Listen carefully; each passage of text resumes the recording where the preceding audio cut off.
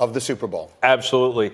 And the reason I say it, two best teams in the National Football League, that's what I believe. Look, if you've taken away, the 49ers lost that game. They played phenomenal. You look at the way their defense played. I thought it was a terrific game, and their game plan was good.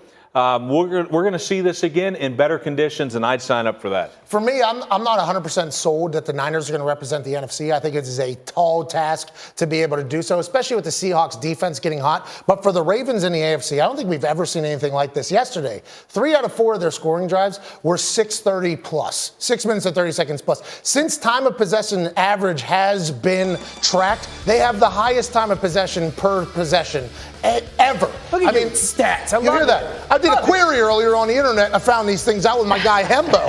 It's one of these things where this offense is impeccable, right? It's indefensible in your eyes. Mm-hmm. The defense, Marcus Peters had a little bit of an up and down game, which I think is normal, but he'll be able to turn it up. Their defense is solid. In their special teams, they don't punt that much. Sam Cook's one of the best in the games. And Justin Tucker's the most pure ball striker I've ever seen. As a well-rounded team representing the AFC, feel very good about the Baltimore Ravens. Dan, was there something in particular, like on fourth down, that stood out to you when you were watching? And that's why I'm not ready to jump in on the Super Bowl rematch. Because if you go to San Francisco and they have 4th and 1, they're averaging 6 yards a carry running the football, dominating in the run game. And then to decide to go with the shotgun on 4th and 1 in their own territory or in Baltimore's territory and throw the football. That just made no sense to me. They don't know who they are. Baltimore does. They get 4th and 1. Hey, let's run quarterback sneak behind Marshall Yonda, the best right guard in football.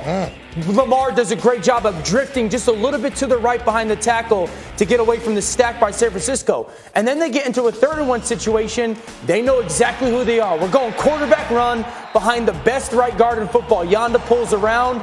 I thought Lamar did an outstanding job of not bouncing this ball outside. Watch, in this moment right there, he can bounce out, try to use his speed or get behind Yonda. Watch him just put his left foot in the ground right there and hug 73. There's a difference between one team kind of not knowing who they are, playing to their strengths, and the other team who ended up winning a football game did it. And for that reason, do I think Baltimore's got a better chance? Yeah, because I trust that in those moments, they're going to play to their strengths. Well, the biggest difference is that Baltimore has a quarterback that can run in short yardage situations where Garoppolo can't do it. So that was the difference in this game. They keep drives alive like that. But I'm going to say this. The 49ers never had Breida, and the only concern I have about the 49ers is I think everybody knows who they are. The only thing that they don't know is Kyle Shanahan at the end of the game.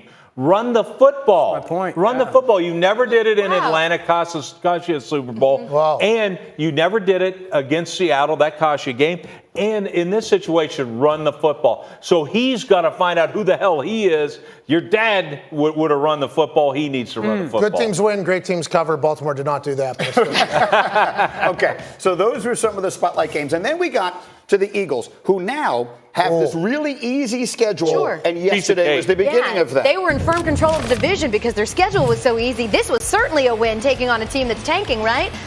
Dolphins going for it on 4th and 4. We pick it up, down 10-0. Fitzpatrick, Devontae Parker. What's happening?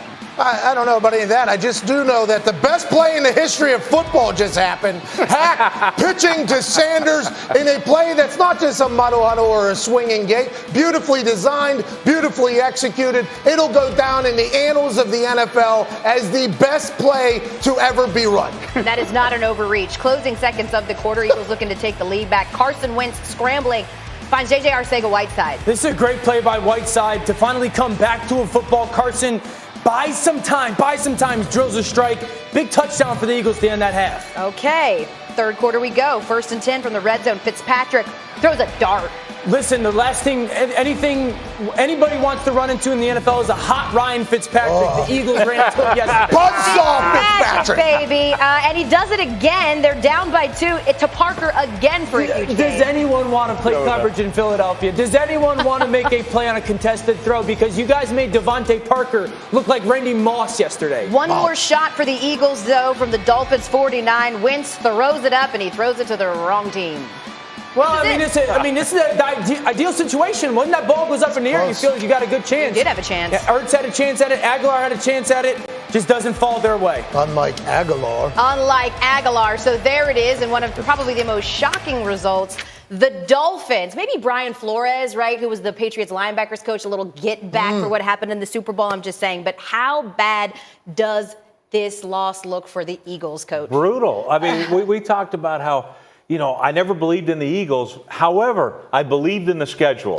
Like, this is the easiest schedule ever. And by the way, you just got beat by the Dolphins. There's no way in heck you can lose this game. And Dan, you talked about it. I mean, those DBs, like, hey, guess what? You got to find the football and make a play on it. They never made a play on anything. This NFC awful. East, this NFC give it East to 'em.